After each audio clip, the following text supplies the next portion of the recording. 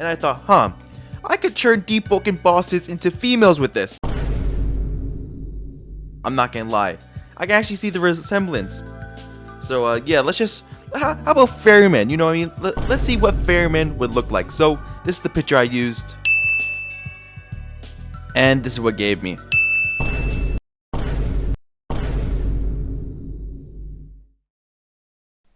Now, if you've been playing Deepwoken hot and cold on and off like I have, you've probably made 1 quintillion bills by now.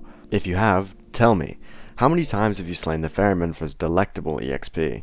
Personally, I'd say my tally's over 200, although in case you didn't know, the player is canonically the strongest force to arrive in the world of Deepwoken, so don't underestimate the Ferryman. In fact, the player doesn't even defeat the Ferryman when his fight ends, he merely grows tired with us. But I'm getting ahead of myself. In this video, come along with me as I dissect the origins, capabilities, and truth behind the Ferryman, his biological species, and his motives. Spoiler alert, I also end up discovering what happens to every player after they wipe in game somehow, but you'll have to watch the whole video to get that knowledge for yourself. There's a little piece of Ferryman in everybody. Remember to subscribe and like the video. I forgot how to access the stat that all the YouTubers show where it's like 99% of you aren't subscribed, so just pretend that there's like a really high percentage on the screen. Thank you. Let's begin. Sailing upon the seas looking for treasure, you can plunder and pillage all you like. The seas of Deepwoken are vast and limitless after all.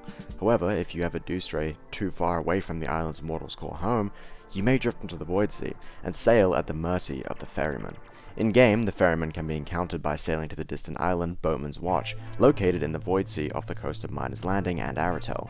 A subsequent boss battle ensues. Either the player defeats the Ferryman, or they're sent to the depths. If one is sent to the depths by the Ferryman, or arrived there by other means, they can encounter an NPC in the City of the Drowned by the name of Petrus, who mumbles the following. Flames would call the Ferryman. That's what they told me. I thought he would give me gifts like the tales of old. That monster.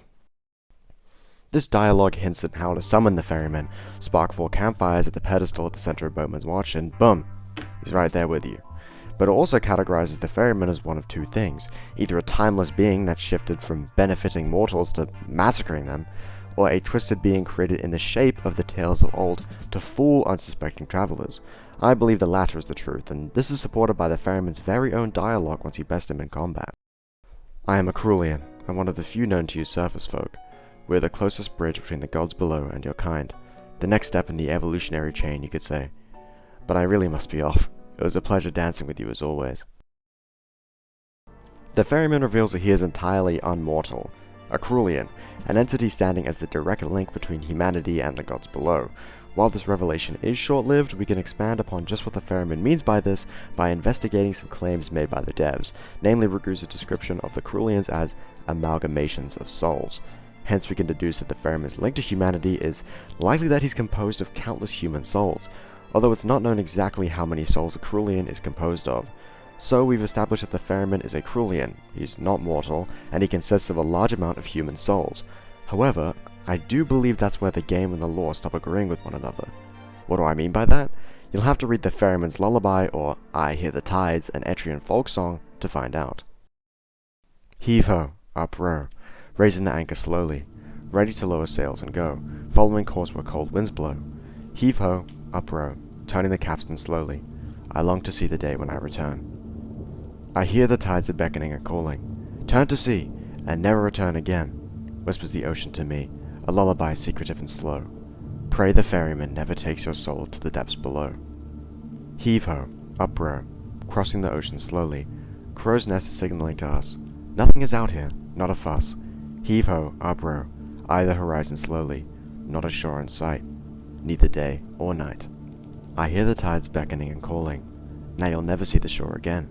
Follow the wind and the gale, and perhaps we shall live to tell our tale, unless the Ferryman gently takes our souls to the depths below. Heave-ho, up-row, piercing the sea fog slowly. No more the wind will kiss our sails, no more we'll ride on stormy gales. Heave-ho, up-row, lost in the water slowly. We gamble with the sea, and lost our bet. I hear my kin and comrades distant calling, but I can never turn to shore again.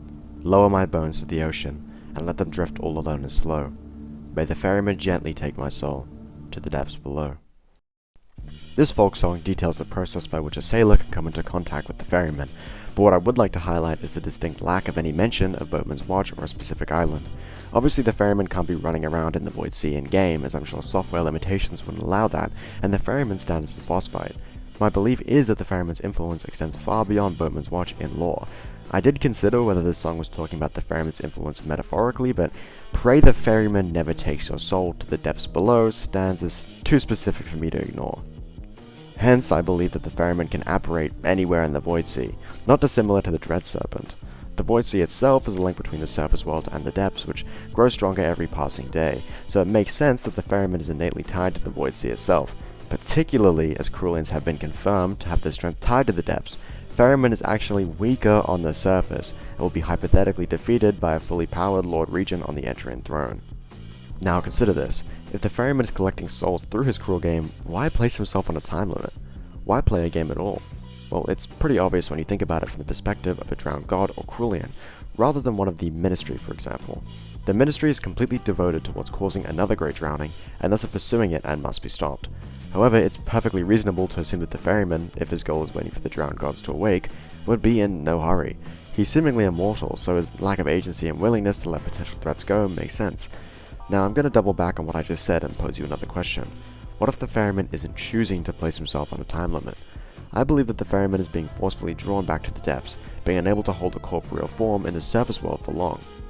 While the process of birthing a Krulian is entirely lost to us, it can be assumed that the Ferryman and his kind reside in an unknown layer of the depths, and the process resembles something like this. A human encounters the Ferryman on Boatman's Watch or in the Void Sea. They are then sent to the depths after Ferryman executes them, and souls lost in the depths go somewhere and are used to birth a Krulian. Now I'm going to blow your mind. When we leave the depths, our soul stays with us. Therefore, in order to birth a Krulian, we have to die in the depths, right? And what does the player see when they die in the depths? That's right, the fragments of self. It's possible that this is a lie, constructed by the higher powers behind the Krulian, perhaps the voices of the depths, but the truth behind wiping is that you don't wipe your character at all. You've been lied to. Your soul merely gets recycled and forced into the body of a Krulian, who is born after they reach a certain limit of souls. Like I said, there's a little piece of Ferryman in everybody, namely every character you've ever created. Your SIBO slot? That's the soul that helps make up the Ferryman. This could also mean that great drownings might not automatically happen because the depths is filled to the brim, oh no. Great drownings might occur because those souls in the depths form enough Krulians to sink everything. That's just a little something to chew on though. With that, I'm done here. I hope I stoked the flames in your brain, and I hope you're pondering the possibilities behind the Krulians, the fragments of self, and the Ferryman himself. Yes, I didn't delve into the relationship between the Ministry and the Ferryman, but that's because I believe it's self-explanatory. I hope you enjoyed, and with that, I'm out of here. Stay drowned. Drowned? Man, that catchphrase fucking sucks.